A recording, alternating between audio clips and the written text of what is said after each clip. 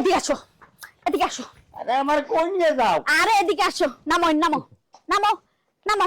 শীত আইতে না আইতে তুমি কুরসা মুরগির মতো লেপ মুড়ি দিয়ে ঘরের মধ্যে শুয়ে রইছো, কাম করবো কোন বেটা? আরে আমি শীতে বাসি না, তুমি কাম করার কথা কও খালি। তাহলে বিয়ে যখন করা মারাইছিল তখন মনে আছিল যে আমি কাম করা মারাইতে পারবো না? আমি তো ভাবলাম যে বিয়ে করে আনবো, বউটি আমার কামাইয়ের খাবে, আর আমার কামাইয়ের খাবে। আমি শীতে বাসি না। বিয়ে করে আনছো তুমি, আমার তো আমি তোমারে কামাই করে খাবো? ওরে নুস কত!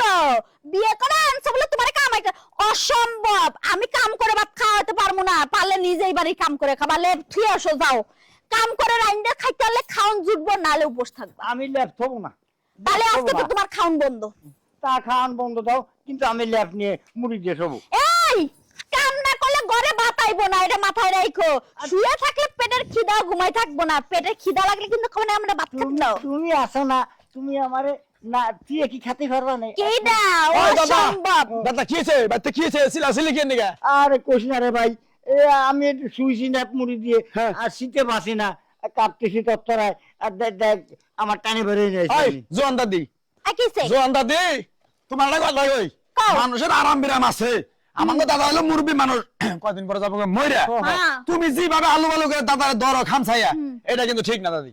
কেন ঠিক না? তোমার দাদা যখন আমার বিয়ে করে তখন কি তার আন্দাজ ছিল না যে বউ কামাই করে খাওয়াইতে হয়? সারাদিন শুয়ে শুয়ে খাওয়াইলে বউর পেটে ভাত জুটে। আর এটা কেমন কথা কইলা তুমি?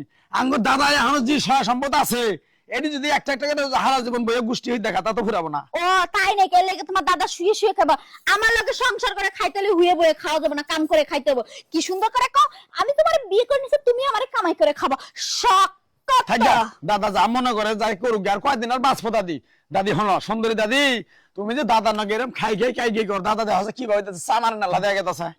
হ্যাঁ, তোমার কথা শুনতে শুনতে সামার নালা দেওয়া যাইতেছে। দেখতেই তো সারা জীবন দেখছি আমারের মতন, আবার কোন জন্মের রূপ জ্বালাইছিল। দেখ দাদি হলো কি? এই বুড়াটার নগে এরকম করে না, কয়দিন বাঁচবো হ্যাঁ, তা ঠিক কথা, কিন্তু বুড়াটা আমার একটু আর ভালো লাগে না। কেন যে বুড়াটা বিয়ে বইছিলাম, আমার কপাল খারাপ।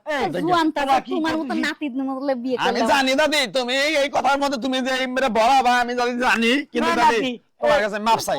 দাদা থাকতে তুমি যে কথাটা আমার খবর চাইতেছো, না সম্ভব না। না, আমি একটা কথা কই, তোরা দুজনের কথা কও, আমি শীতে মরি। যাও, আমি বুড়া। ঘরে যাই, হ্যাঁ আমি ঘরে যাই। যাও।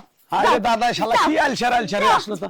দাদি তুমি তো এখন তো আমি টের পাইলাম, কি? তুমি যে দাদার নগে খারাপ ব্যবহারটা করো, কে নিয়ে করো? তোমার লেগে? শালা সব জায়গায় আইসেমি করে দাদি। হ্যাঁ। এই যে দাদা শালা যে তো আলসা।